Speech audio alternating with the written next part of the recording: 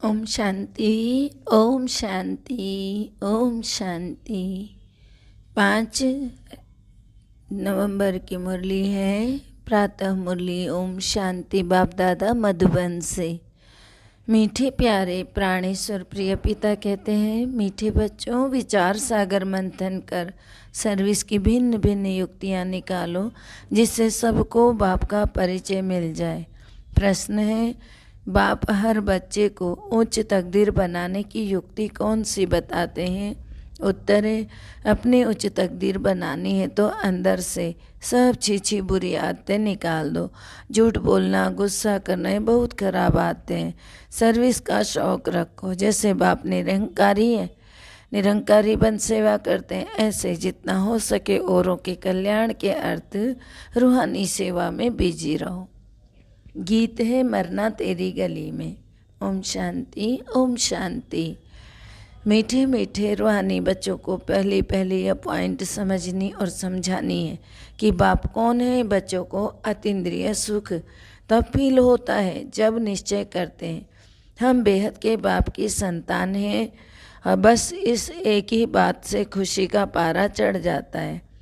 तो यह है स्थायी खुशी की पॉइंट। तुम जानते हो हम अपने को ब्रह्मा कुमार कुमारियाँ कहलाते हैं। यह है नई रचना। तो पहले सबको निश्चय करना है कि हमारा बाप है, यह हमारा बाप है। बाप के नीचे फिर है विष्णु त्रिमूर्ति के चित्र पर। बाप से विष्णुपुरी का वर्षा मिलता है तो कितनी खुशी होनी चाहिए। यह निश्चय करके फिर लिखना चाहिए। विष्णु का अर्थ वैष्णव भी निकालते हैं। भारतवासी अच्छी तरह से जानते हैं कि यह देवी देवताएं निर्विकारी थे। स्वर्ग में इन्हों का पवित्र प्रवृत्ति मार्ग था। फिर गाते भी हैं, आप हैं संपूर्ण निर्विकारी, हम विकारी हैं। सतयुग में संपूर्ण निर्विकारी, कलयुग में संपूर्ण विकारी। विकारी तो पतित भ्रष्टाचारी को कहेंगे, क्रोधी को पतित भ्रष्टाचारी नहीं कहेंगे। क्रोध तो सन्यासियों में भी होता है। तो पहले पहले परिचय देना है बाप का, ऊंचे ते ऊंचा बाप। जब भारत में आता है तो यह महाभारत की लड़ाई लगती है फिर जरूर, क्योंकि परमात्मा आकर पतित दुनिया को क्या करता है? पावन बनाता है और पावन दुनिया में ले जाते हैं। शरीरों का तो विनाश होना है। यह निश्चय होना चाहिए कि हमको बाप पढ़ाते हैं तो कितना रेगुलर होना चाहिए। यहाँ हॉस्टल नहीं है। हॉस्टल बनाए तो फिर बहुत मकान चाहिए। 7 रोज़ 4 रोज़ के लिए भी आते हैं तो भी बहुत मकान चाहिए।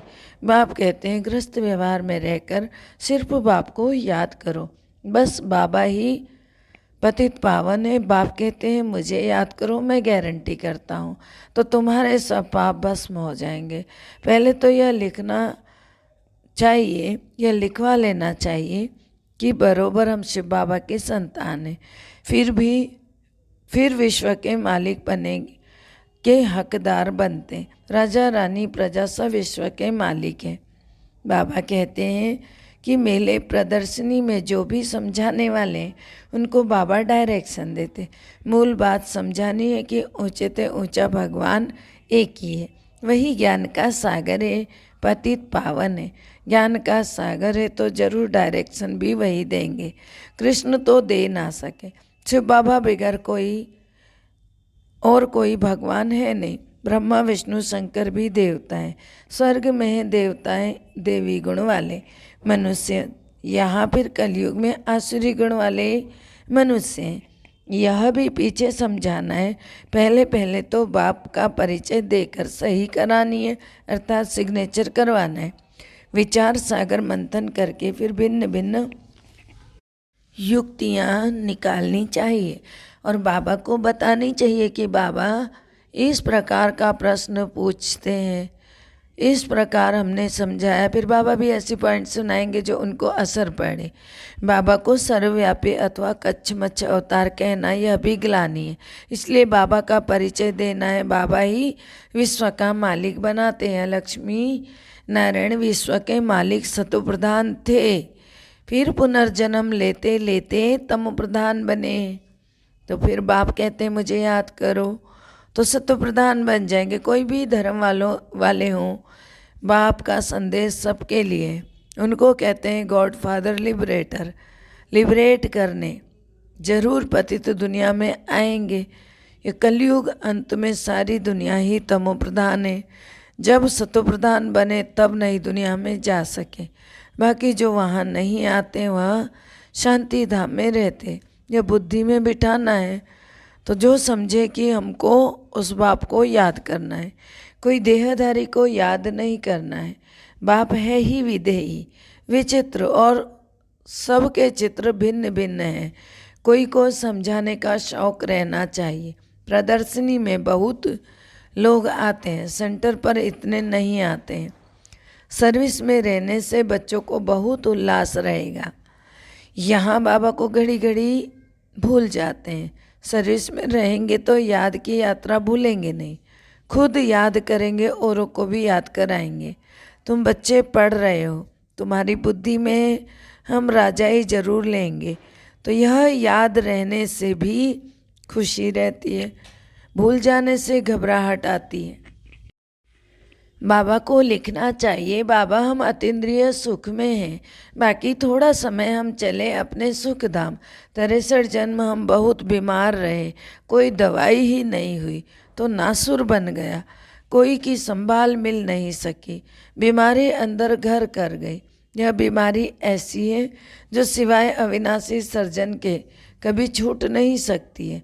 अभी सबके छूटने का टाइम है। पवित्र बन मुक्ति धाम में चले जाएंगे। कोई कहते हैं मुक्ति में रहना यह अच्छा है, पाठ ही नहीं है। जैसे नाटक में किसी ने थोड़ा पाठ कर लिया तो उसको हीरो हीरोइन अथवा उच्च पाठधारी नहीं कहा जाता है। तो कहते हैं, बाप भी समझाते हैं, जितना हो सके बाप को याद करो तो पक्के हो जाओ। याद भूलनी नहीं चाहिए। मुख्य है एक बाप, बाकी यहाँ छोटे छोटे चित्र हैं समझाने के लिए, इनसे सिद्ध करना है। शिव शंकर एक नहीं, बाकी सूक्ष्म वतन में कोई बात होती नहीं है। अभी तुम समझते हो यह सबे भक्ति मार्ग। ज्ञान वाले हैं एक बाप, वह देते हैं संगम पर।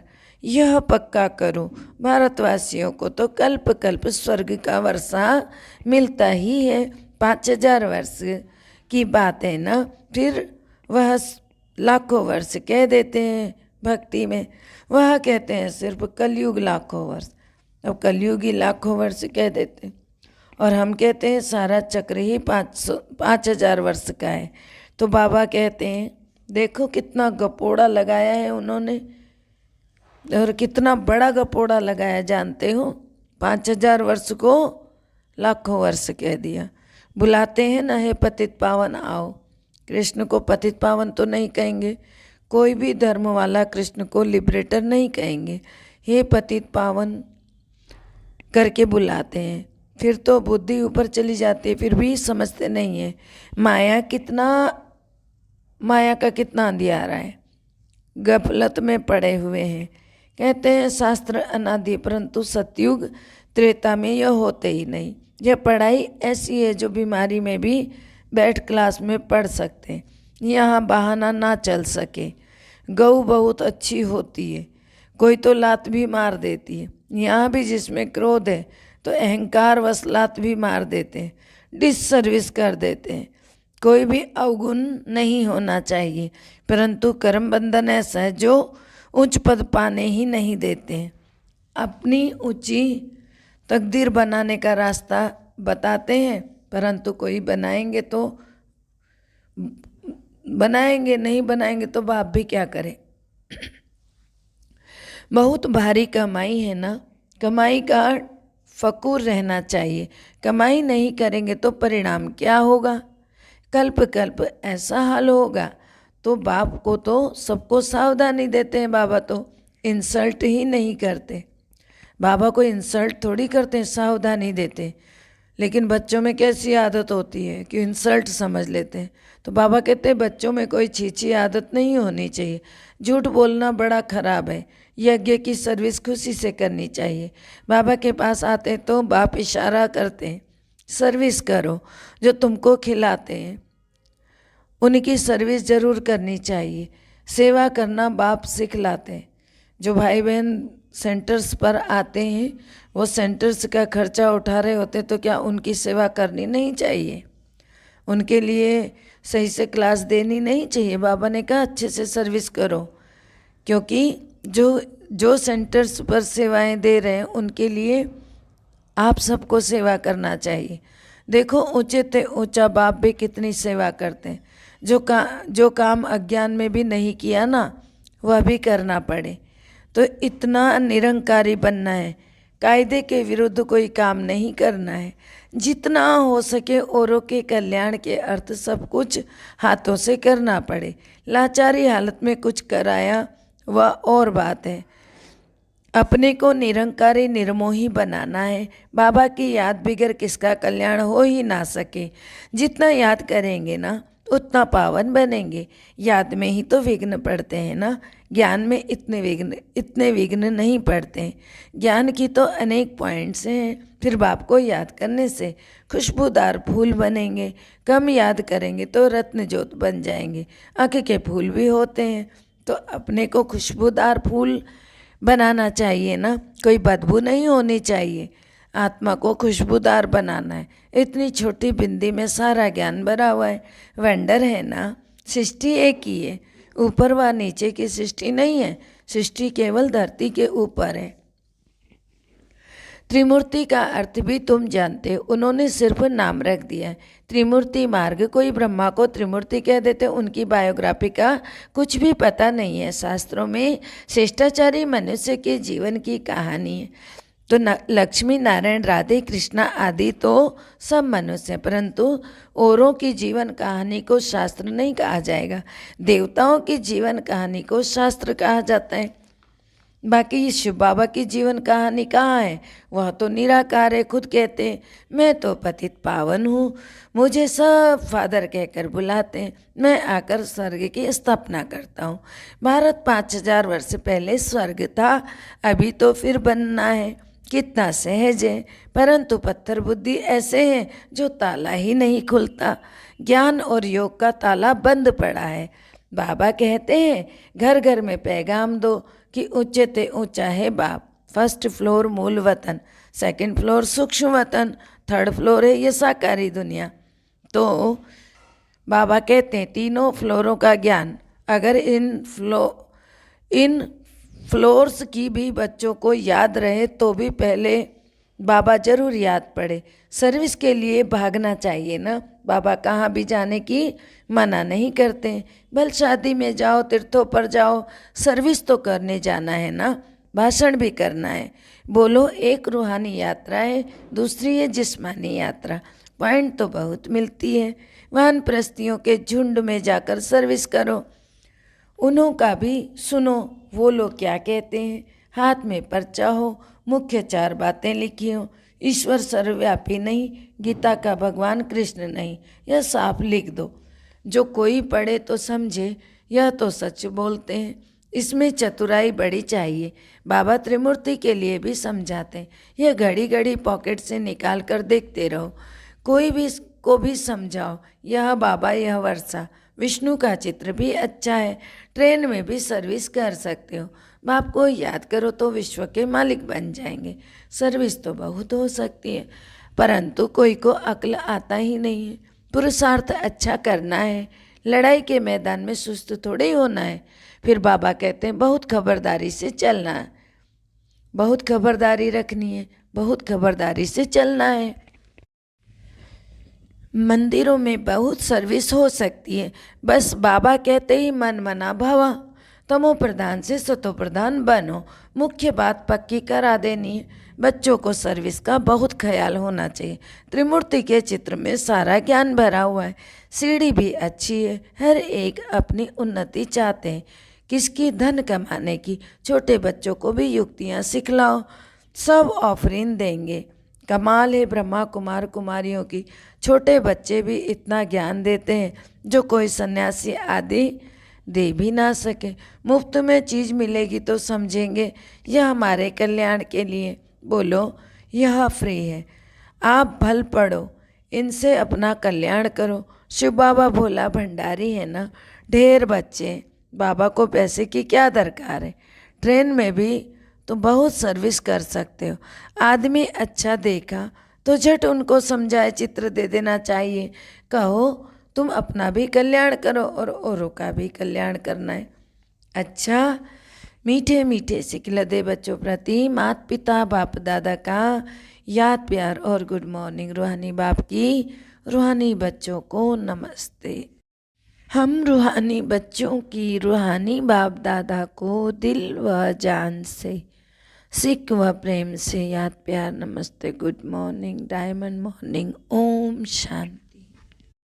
शुक्रिया मीठे प्यारे बाबा, शुक्रिया। धारणा के लिए मुख्य सार है, पहला है कोई भी काम कायदे के विरुद्ध नहीं करना है। बहुत बहुत निरंकारी निर्मोही बनना है। जितना हो सके हर कार्य अपने हाथों से करना है। यज्ञ की सर्विस बहुत खुशी से करनी है। दूसरा है पढ़ाई में कभी बहाना नहीं देना है। बीमारी में भी पढ़ना जरूर है। उल्लास में रहने के लिए सर्विस का शौक रखना है। वरदान है नॉलेज की लाइट माइट द्वारा विघ्न विनाशक बनने वाले मास्टर नॉलेजफुल भव। नॉलेज की लाइट माइट द्वारा विघ्न विनाशक बनने वाले मास्टर नॉलेजफुल भव। भक्ति मार्ग में गणेश को विघ्न विनाशक कहकर पूजते, साथ साथ उन्हें मास्टर नॉलेजफुल अर्थात विद्यापति भी मानते हैं। तो जो बच्चे मास्टर नॉलेजफुल बनते हैं वे कभी विघ्नों से हार नहीं खा सकते हैं, क्योंकि नॉलेज को लाइट माइट कहा जाता है, जिससे मंजिल पर पहुंचना सहज हो जाता है।